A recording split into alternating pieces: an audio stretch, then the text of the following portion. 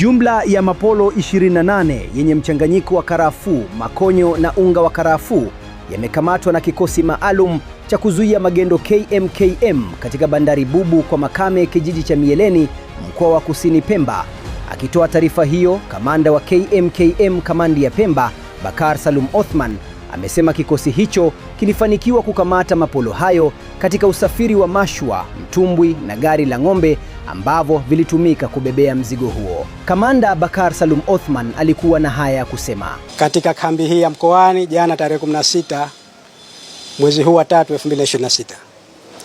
Mheshimiwa Mkuu wa Mkoa, naendelea kukuthibitishia kwamba kikosi maalum cha kuzuia magendo KMKM kamanda ya Pemba kitaendeleza doria mbalimbali za baharini na nchi kavu ili kukabiliana na wale wote ambao wanasafirisha vitu kwa njia ya magendo na kwa kutumia bandari Bubu. Na tutahakikisha kwamba wale wote ambao tunawakamata au vitu vyao tunavyovipata tunavipeleka katika mamlaka za kisheria ili sheria iweze kuchukua mkondo wake.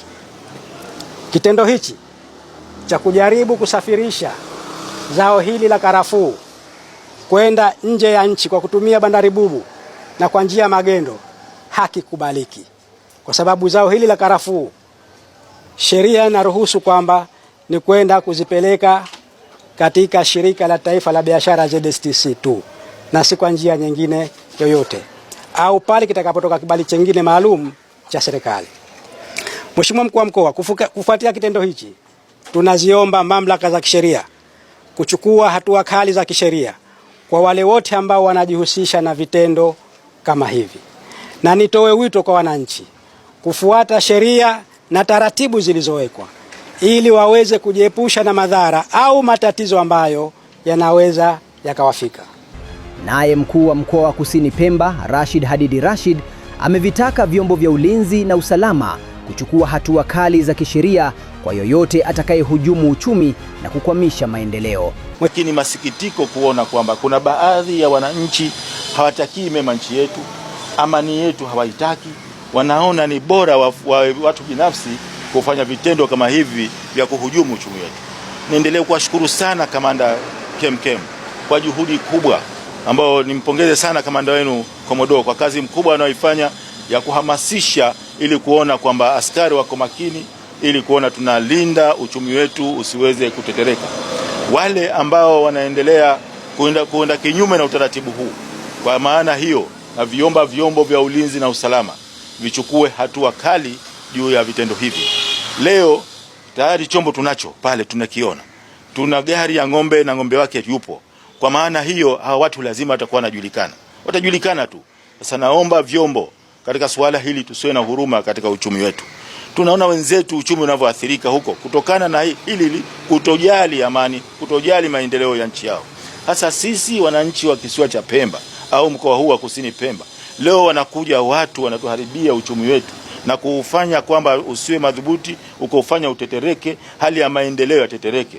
Sasa ikiwa katika jambo kama hilo, ni vyema tusiwe na huruma na tuwapeleke katika vyombo vya sheria.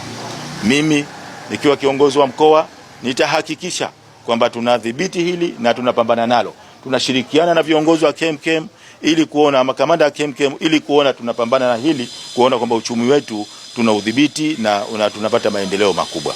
Nataka niseme kwamba yule aliyefanya hii gari ya ng'ombe na ile mashua idhibitiwe, isitoke. Siku itoka kwenda popote lazima niarifiwe kwamba imekwenda pale fulani ili nijue namna gani ya kufanya.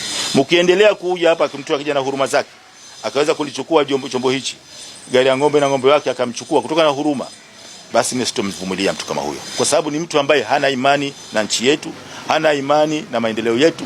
Leo viongozi wetu kila wakati wanahubiri amani, wanatuhubiri uchumi wetu. Leo tunataka mabarabara, tunaona mabarabara yanavyojengwa, tunaona maendeleo, mashule na nini yanayojengwa, yanatokana na uchumi wetu huu wa karafuu.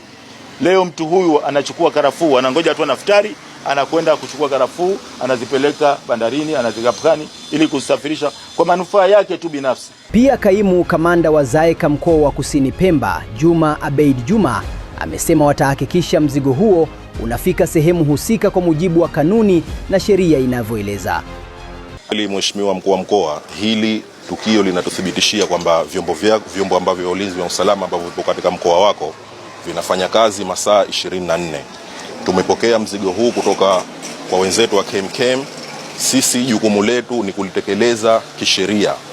Tutakwenda kufungua ombi mahakamani, zitatoka siku 30 kwa mujibu wa sheria.